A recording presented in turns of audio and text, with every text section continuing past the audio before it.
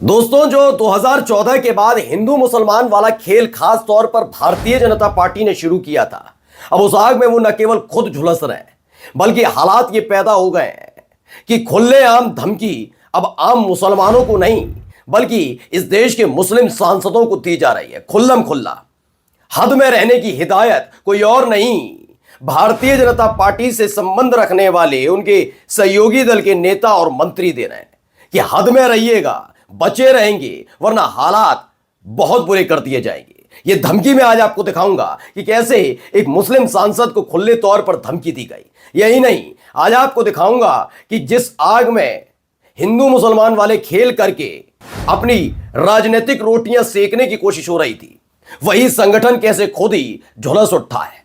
एक एक खबर जरा गौर से देखिएगा। नमस्कार, मैं हूं प्रज्वल गौतम और आप देख रहे हैं the live TV. The live TV, सच सबसे आगे। मैं हमेशा कहता रहा, ये हिंदू मुसलमान वाला खेल करते रहिए, लेकिन एक दिन आपके खुद के हाथ झुलसेंगे और वही हो गया है। वो खबर आपको दिखाऊंगा, लेकिन सबसे पहले देखिए संभल, जिसको लेकर एक पूरा का पूरी राजनीति शुरू हुई, वहां पर हालात कैसे पैदा। पहले सुनिए क्या कुछ कह रहे हैं। संभल वाले हैं, संभल जाएं, नहीं तो इनका हाल भी आजम खां जैसे होगा। संभल वाले हैं, संभल जाएं, नहीं तो इनका हाल भी आजम खां जैसे होगा।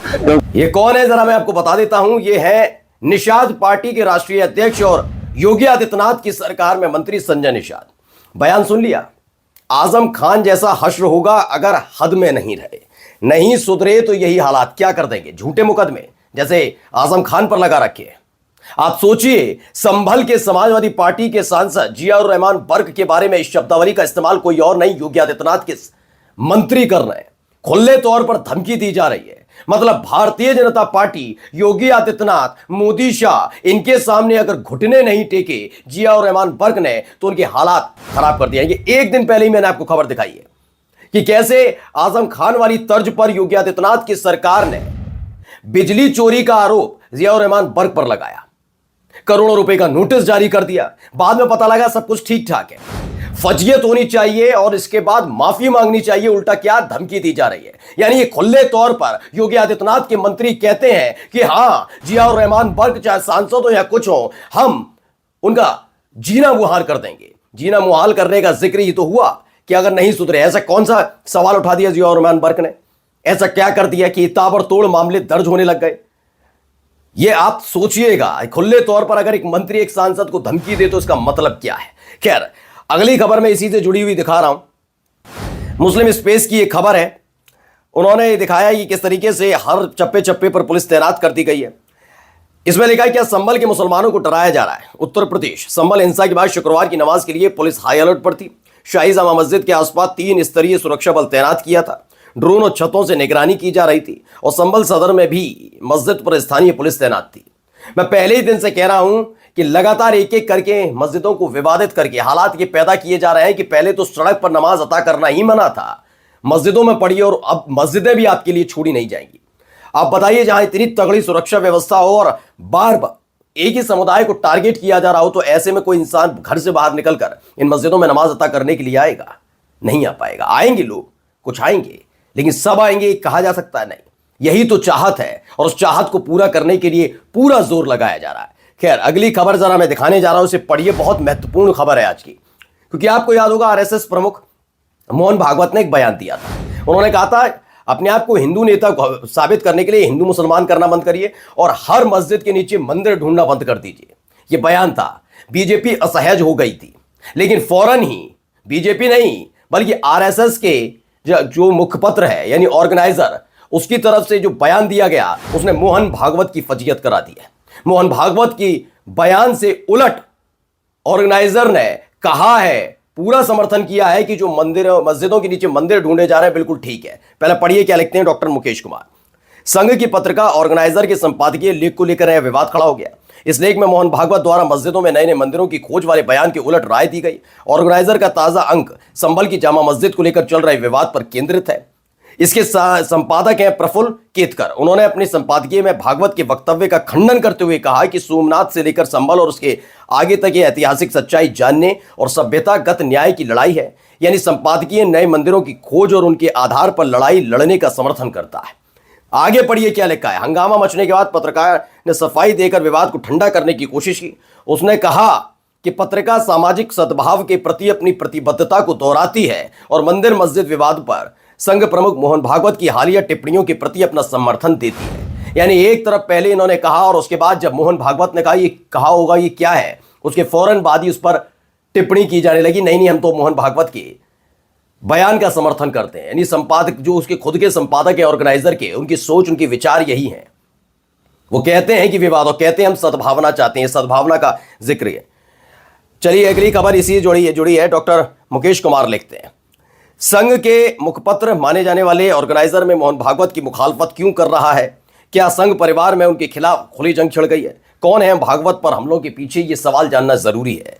वाकई ऐसे हालात में जब संघ प्रमुख की एक टिप्पणी पर हर कोई उसका खुला समर्थन कर रहा है, कह रहा है कि होना चाहिए और कम से कम अब तो रुक जाना चाहिए, लेकिन जो रुकने के लिए तैयार नहीं है वो उसी के मुखपत्र ऑर्गेनाइजर के जरिए संघ प्रमुख मोहन भागवत पर टिप्पणी कराते हैं। यानी इनकी मानसिकता सोचिए, आगे बढ़ेंगे और रुकने वाले नहीं है, क्योंकि इनकी विचारधारा यही है।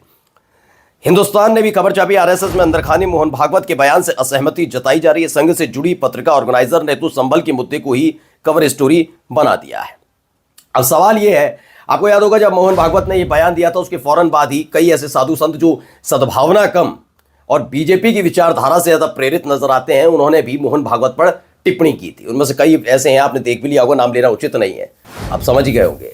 ये सारे के सारे राजनीति से प्रेरित हैं, जो खुले तौर पर इस अलग अलग प्रदेश के मुख्यमंत्रियों से अपील कर देते हैं कि मेरे चेले को आप लेखपाल बना दो, मेरे चेले को सरकारी अफसर बना दो। ये वो लोग हैं जो सत्ता का रस पीना चाहते हैं। वो मोहन भागवत के इस बयान से असहमति दर्ज कर रहे थे, क्योंकि वो जानते हैं ये बयान मोदी शाह की विचारधारा से विपरीत है। और उसके असर भी देखा कि ऑर्गेनाइजर ने इस खबर को छाप भी दिया। कई और खबरें हैं, खबर दिखाने जा रहा हूं। पहले एक ये वीडियो देखिए, पहले वीडियो देखकर मैं फिर बताता हूं हुआ क्या।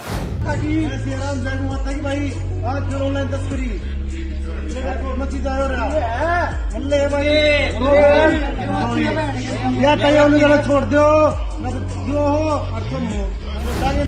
कम से कम अब तो खुश हो गए होंगे, क्योंकि यह जो एक मुहिम शुरू की गई 2014 के बाद, मुसलमानों को पीटो, मुसलमानों को दौड़ाओ, मुसलमानों को लताड़ो, बेइज्जत करो, अपमानित करो, झूठे मुकदमे लगाओ, बुलडोजर से उनके मकान दुकान गिराओ, उसी श्रेणी का एक नया वीडियो है। ये वीडियो क्या है, 25 तारीख का बताया जा रहा है।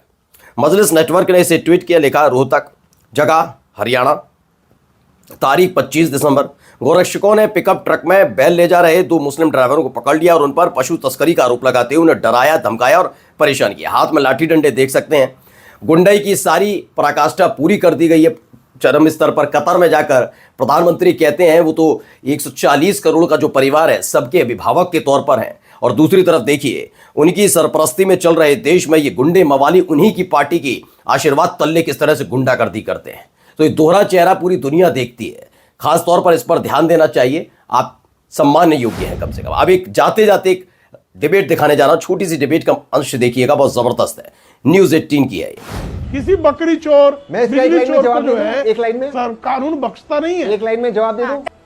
जिस तरह के आप रुबिका प्रयोग हो रहा है, रुबिका जी, मैंने कोई अफसर बोला है, बड़े चोर और सबसे बड़े पंडित है ना, जो पोंगा पंडित हैं, जिनके पास शब्दों का अभाव होता है, सबसे बड़े चोर है वो मालिक मैन है। चिन्मयानंद की तरह अपना आदर्श मानते हैं। तो रुबिका लियाकत जी को तो आप जानते ही हैं, उनकी विचारधारा, उनका बोलने का तरीका। खैर आगे देखिएगा। ये बीच में जो प्रेम शुक्ला बैठे हैं, इनकी भाषा शैली के बारे में भी ज्यादातर लोग परिचित होंगे जो खबर देखते हैं। एक तरफ समाजवादी पार्टी के हैं मनोज काका और एक हैं तहसीन पूनावाला। ये दोनों के दोनों भी वहां मौजूद थे। अब ये देखिए क्या हो रहा है, शब्दावली का इस्तेमाल देखिए, करता क्या है प्रेम शुक्ला, वो सुनिए पहले। किसी बकरी चोर, बिजली चोर को जो है एक लाइन में सर कानून बख्शता नहीं है। एक लाइन में जवाब दे दूं। जिस तरह के आप प्रयोग हो रहा है, रुबिका जी, मैंने कोई अफसर बोला है, बड़े चोर और सबसे बड़े। तो बिजली चोर, और इन्होंने कहा बिजली चोर के साथ साथ क्या कहा, बकरी चोर। इस पर रुबिका जी कहती है बड़ी तीखी टिप्पणी हुई है, इस पर बयान लेना चाहिए। मनोज काका आप क्या कहेंगे? जब मनोज काका ने लाइन पर लगाने की कोशिश की तो इस पर बड़ी तरह से भड़क गई रुबिका लियाकत, और क्या कुछ कहा पहले सुनिए। क्या मतलब है? पोंगा पंडित का क्या मतलब है? उन्होंने क्या किसी मौलवी या मौलाना को गाली दी है? मुझे ये बताइए। नहीं मनोज काका, पहले आप मेरे सवाल का जवाब दीजिए। मैं तो रूबिका जी से कहूंगा कि आप निष्पक्षता की चादर मत ओढ़िए, प्लीज रिक्वेस्ट करता हूं, मत ओढ़िए। क्यों? अगर यही वाली बात है, पहले तो मनोज काका से भी कहूंगा कि आपको ये नहीं कहना चाहिए था। ये क्या मतलब इसका? उन्होंने जो भाषा शैली का इस्तेमाल किया, यही आपको करना चाहिए था। आजम खान पर जो बकरी चोरी और तमाम चोरियों के आरोप लगे थे, आपको याद होगा कि सुप्रीम कोर्ट ने लताड़ लगाई थी इस बात को लेकर कि आपकी मंशा यानी योगी आदित्यनाथ की सरकार की मंशा साफ साफ नजर आ रही है कि ऐसे ऐसे मामले दर्ज किए जा रहे हैं आजम खान के खिलाफ जो रिलेट करते नजर नहीं आते, और आपकी मंशा साफ जाहिर हो रही है कि उन्हें ताउम्र जेल में रखना चाहते हैं। यह टिप्पणी अपने आप में बहुत बड़ी थी कि योगी आदित्यनाथ की सरकार की मंशा किसी और ने नहीं, अदालत ने खोली थी। इसका जिक्र होना चाहिए। यानी कि अभी भी बकरी चोरी का जो आरोप आजम खान पर है वो सिर्फ परसेप्शन बनाने के लिए है, जिसे उन्हें नीचा दिखाया जा सके। जिया और रहमान वर्ग के मामले में बिजली चोरी वाला मसला था, खुल गया है, कुछ गलत नहीं पाया गया, यह भी आरोप है और वो गलत पाया गया। लेकिन तथ्यात्मक तौर पर और आधिकारिक तौर पर है कि इस देश के गृह मंत्री, जो मौजूदा गृह मंत्री हैं, वो आधिकारिक तौर पर तड़ीपार रहे अपने राज्य से। ये भूल जाएगा क्या कोई?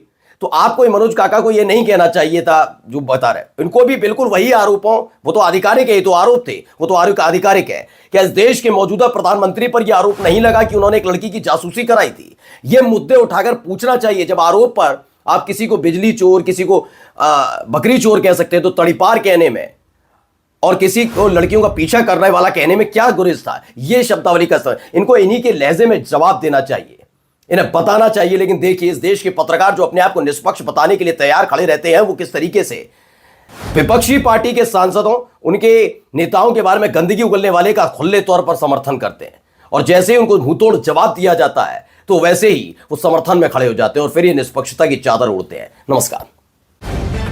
द लाइव टीवी, सच सबसे आगे।